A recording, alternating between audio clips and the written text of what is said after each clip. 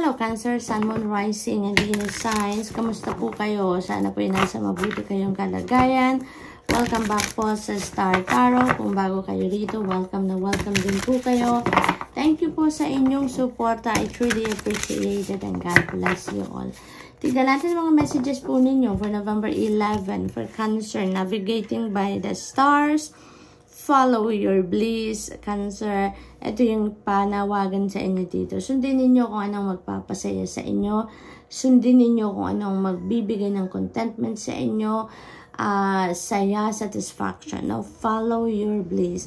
Do whatever you want that will make you happy. Kasi kapag sinusunod ninyo kung ano yung gusto ninyo, you know, you are feeding your soul. Pinapasaya din ninyo ang soul ninyo. Excite din ninyo yung spirit ninyo, no? And also, ang iba sa inyo dito, it feels like to me that, you are divinely guided, no? Cancer, yung mga stars na yan, those are elements of the higher realms na naggagabay sa inyo kung saan kayo dapat pumunta. Yung ginagabayan kayo, ang tawag dito, iniilawan ang daan na dapat ninyong tahakin, no? At this time. So, it's all up to you now to discover, Cancer, kung ano ang dapat ninyong gawin. Access the messages, signs, omens na binibigay sa inyo para magabayan kayo, no? Kung saan kayo patungo, ano ang dapat ninyong pagfokusan, yung mga ganun ba. So we have uncovering treasure, Cancer.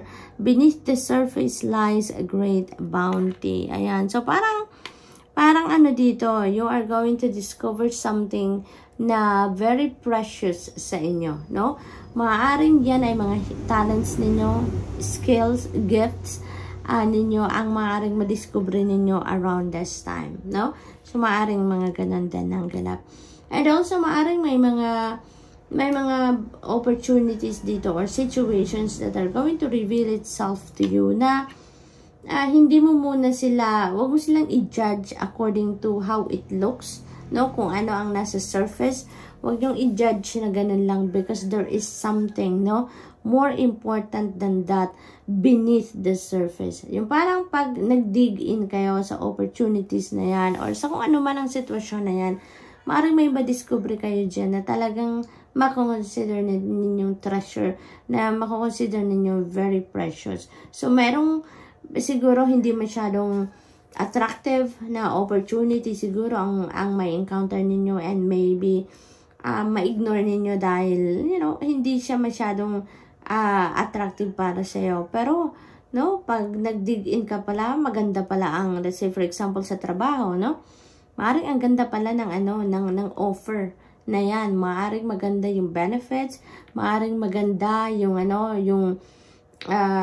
yung growth ninyo dyan sa trabaho, may advancement, may room for, mag-level up, diba? May room for growth, yung mga ganun ba? Pero maaaring hindi ninyo yan makita sa surface lang. Hindi ninyo yan malalaman, no? Just by the advertisement siguro, yung mga ganun. So, example lang yun, Cancer. So, maaaring ganun. So, we have grounding. Ayan, go deep, explore your roots. Ayan. So, ang iba sa inyo dito, you may need to ground yourself. Maybe may mga imbalances dito na nangyayari sa iba sa inyo. Maaaring you're focusing on some things only and may mga bagay na naniniglect kayo, may mga bagay na na-overlook kayo. Kaya siguro kailangan ninyo na mag-ground kayo, ma-reflect kayo, magmuni-muni kayo nang sa gayon makapag-declutter din kayo ng inyong sarili so that you can get back to center. So, what else? Maaring pahinga lang din ang kailangan ninyo dito, Cancer, no? Joy and delight. Ayan, open your heart to joy. Ayan. So, kahit masyadong maraming ginagawa ninyo, still have fun, no? Have fun. Mag-enjoy kayo sa inyong ginagawa at the same time. Nang sa gayon, hindi ninyo maramdaman ang pagod. Hindi ninyo maramdaman yung pagkaaligaga, kumbaga, no? So, have fun with what you are doing. Napakahalaga na ganun mararamdaman natin para hindi natin masyadong feel, no? Yung stress, di ba? yung physical stress, yung ganun. So, we have miracles and expect the wonders to emerge. Ayan, Cancer. Napakaganda, no? Around this time, there are going to be miracles that are going to unfold sa buhay ninyo. Maaring ito na yung mga answered prayers, no? Cancer, maaring answered prayers na to. Maaring kung ano man yung wini-wish ninyo, kung ano man yung pinagdadasal ninyo, maaring yan ay i-deliver na ng Divine Universe sa inyo sa ngayon. So, good luck to that, and that's all I have for you for today. I hope nakatulong ang mga mensaheng ito in some way. Thank you for watching. Love and light. Namaste. Hello, Scorpio, Sun, Moon, Rising, and Venus signs. Kamusta kayo? Sana po nasa mabuti kayong kalagayan. Welcome back po sa Star Tarot. Kung bago po kayo rito, welcome na welcome din kayo. Thank you sa inyong suporta. I truly appreciate it and God bless you all. Tignan po natin ang mga messages ninyo for today, November 11. Paunang mensahe ni Scorpio, protected by angels, you are cherished by the angels. Napakaganda, Scorpio. Parang napifeel ko dito na yung mga angels inyo, lalo-lalo na yung mga guardian angels inyo, laging nandyan, no? Laging nandyan sa'yo. Lagi kang kasama talaga. Binabantayan ka, pinoprotektahan ka. And maybe hindi ninyo nararamdaman yun, ano? Hindi ninyo notice. But through this reading, this is pinaparamdam ng mga angels ninyo na you are being cherished, no? We are cherishing you. Sinasamahan ka namin, pinoprotektahan ka namin, ginagwardyahan at ginagabayan, no? Kahit ano man ang yung pinagdadaanan, Scorpio, saya man, selebrasyon, failure man yan, kalungkutan man yan, your angels are always there for you and with you, no? Sinasamahan ka, nakikipag-celebrate din sa'yo kung meron kang mga achievements at sinasamahan ka kung ginagabayan ka at pinoprotektahan ka. Kung meron ka mga nararamdamang nasa low vibe, kumbaga, no? What else? We have infinite abundance. Abundance is pouring into your life. Ayan. So, napakaganda, no? You are so blessed. Scorpio, you are so blessed. Ang dami mong bagay na dapat ipagpasalamat talaga. Kasi, di ba, yung protektahan ka lagi, yung to keep you safe all the time, di ba? That is a huge blessing already. Plus, yung mga material na bagay din na binibigay sa iyo ng divine, that is a huge blessing as well. Tulad nito, there is an infinite abundance na ibibigay sa inyo. And this is not only abundance in money. No, this could be anything. No, maaring abundance of love, abundance of energy, abundance of friends. It could be anything, abundance of opportunity. Maaring lahat ng yan ay ipapadala sa inyo, diba? Who knows? This is the universe's abundance na isi-share sa iyo, ipapadala sa iyo kung ano ang para sa iyo this time, Scorpio. So, tignan ninyo, abundance is pouring into your life, diba? Napaka-broad niya. Hindi niya sinabi na financial abundance lang to. So, it could be also anything, diba? Maaring sabay-sabay yan ipapadala. Maaring lahat yan ipapadala sa inyo, diba? Pera, mga kaibigan, pagmamahal, pag-ibig, no? Energy. It could be all of them. So, you are so blessed. Gates of triumph and success expands in your life. Tignan mo, may tagumpay. May tagumpay na naghihintay sa inyo. Yung pinto ng tagumpay ay nakabukas na para sa pag-welcome sa iyo, Scorpio. So, mayroon kayo ditong pagtatagumpayan, maaring mga problema sa buhay. Pagtatagumpayan nyo na. Siguro, mga endeavor ninyo ito, papunta na kayo sa victory ninyo. Maaaring mga proyekto ninyo to ginagawa. Maaaring magtatagumpay na din kayo sa trabaho ninyo, sa career ninyo, sa negosyo nyo, no? It could be also anything, but definitely, no? There is a triumph, no? There is victory na kakamit kayo sa ngayon at nakabukas na yung gate para dyan. Naghihintay na, no? Naghihintay na sa'yo. We have narrow pathway, tread thoughtfully. Ayan, pag-isipan mong mabuti din kung ano yung mga ganap sa buhay ninyo. Siguro meron kayo ditong endeavor na ginagawa, may proyekto kayong ginagawa, you know, and ang reminder sa inyo dito na pag-isipan ninyong mabuti, pag-diskartehan ninyong mabuti, prepare for it, kumbaga, no? prepare for it nang sa gayon you will ensure that it is going to succeed, diba? Kung preparado kayo. Kasi diba, success talaga is assured kapag pinagpaplanuhan, kapag pinagdidiskartehan ninyo, and at the same time, no, lagyan ninyo ng extra effort, ay talaga, sigurado yan, magtatagumpay kayo, Scorpio. So, we also have cleansing waters. Ayan, pagod na ang iba sa inyo dito.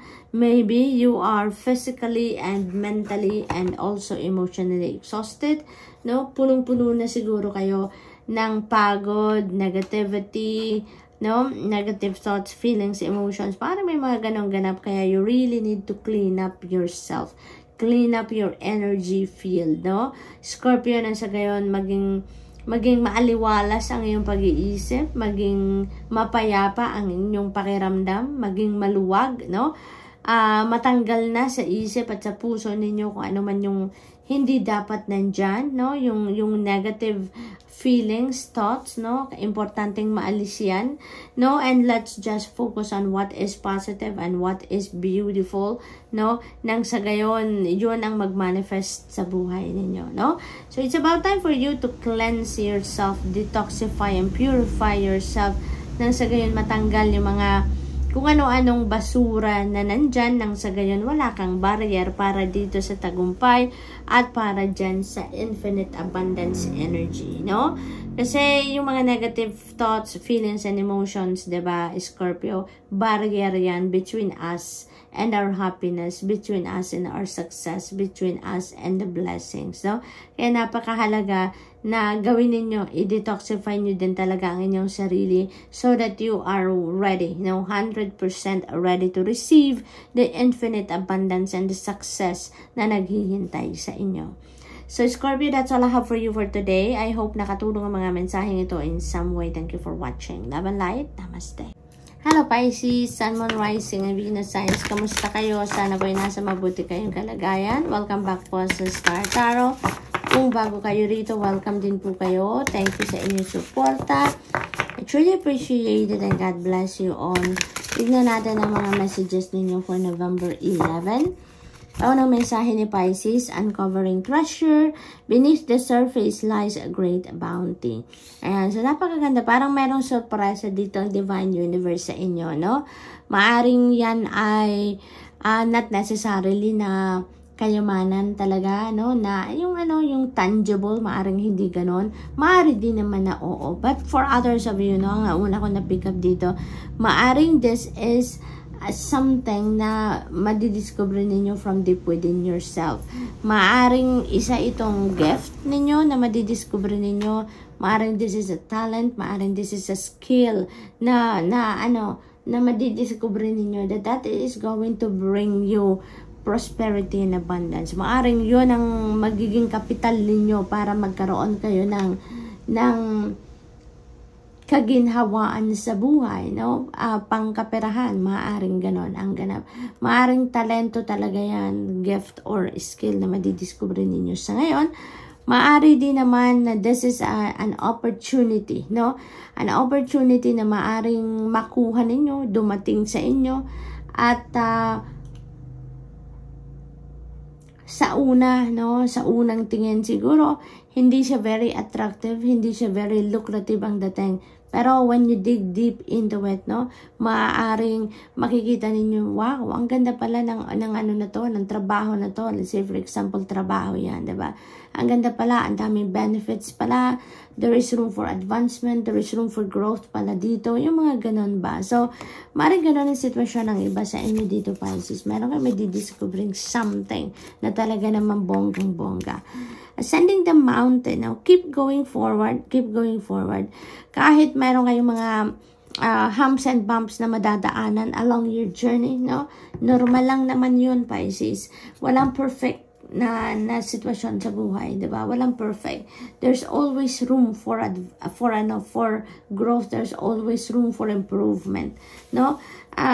May mga bagay na siguro along your life journey sa ngayon, maybe may mga sitwasyon kayo na may mga humps and bumps kayo na may encounter, but that's normal, no?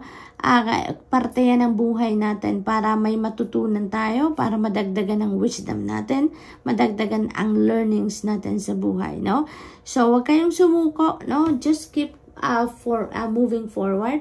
Wag kayong sumuko, wag kayong mag-give up, no? Kapag merong mga humps and bumps kayong maranasan, because for sure you will find a way, no, to get around that challenging situation, no? Lagi at lagi kayong makakahanap ng solusyon, lagi kayong makakahanap ng way out, no, sa kung ano man ang mga humps and bumps na pagdadaanan ninyo along your journey. Ang tandaan nyo lang, don't give up, no? Don't give up. Huwag kayong sumuko. Just be flexible and adaptable, and you will be rewarded. So, we have fellow travelers. Ayan. So, may travel na maaaring mangyari dito. Ang iba sa inyo dito. Merong journey talaga ang iba sa inyo dito, no? Maaari din na ang iba sa inyo dito is needing some kind of support, no? Sa biyahe na to. Maaring literal na biyahe ito. Maaring nangangailangan kayo ng resources. Maaring kulang pa ang inyong kaperahan, maaring nangangailangan kayo dito ng tutulong sa inyo para makahanap ng titirahan sa pupuntahan. Maaring mga ganon, ano? Yun ang aking napipick up dito. And also, no, maaari din talaga na meron din kayong gagawin ditong endeavor, no? Wherein kailangan ninyo ng support in any way. But, yun nga, huwag kayong mawala ng pag-asa, Pisces, no?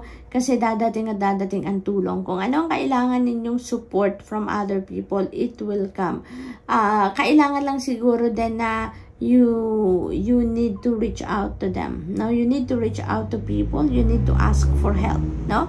But definitely, no, support is all around you. Laging merong willing tumulong sa atin. Laging merong willing sumuporta sa atin in any way. Kailangan lang din natin na magsalita, lumapit sa kanila, no? So, tignan natin kung ano pa. We have surrendering to the journey, release control, no? So, there is releasing of control over the outcome dito na kung ano ang gusto ninyong makita, no? I-let go na natin yan because maaring iba sa inyo dito, ginawa na ninyo ang lahat. Maaring meron kayong endeavor, maaring meron kayong ginagawa talaga, no? At nagawa na ninyo siguro ang lahat-lahat, nagawa na ninyo ang mga effort na kailangan ninyong ibuhos dyan, pero maybe hindi pa rin nag-come to fruition, maaaring hindi pa rin ninyo nakikita ang resulta, maaaring ganoon. Kaya ang ano sa inyo dito, ang advice sa inyo dito, just surrender to the journey, no? Surrender to the natural ebb and flow of life, and mapapansin ninyo na mas magiging magaan ang lahat, mas magiging smooth sailing ang lahat. At saka kapag sumusunod tayo sa agos ng buhay, sumusunod tayo sa mga divine guidance ng divine universe, mapapansin ninyo na kahit may mga problema, mabilis nating nakahanapan ng solusyon. Meron dumadating na solusyon, no? Mas nagiging magaan ang takbo ng buhay natin kahit may mga problema tayo. So, we have infinite abundance, Pisces. Napakagandang blessing ito. Abundance is pouring into your life. Diba? Hindi specific, no? Kung anong abundance itong parating. So, this could be abundance in money, no?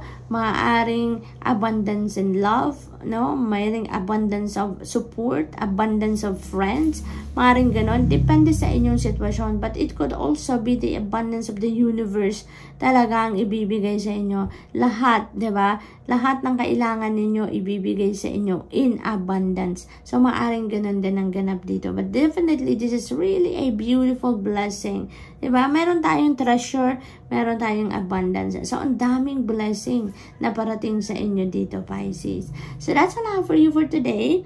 I hope nakatulong ang mga mensaheng ito in some way. Thank you for watching. Love and light. Namaste.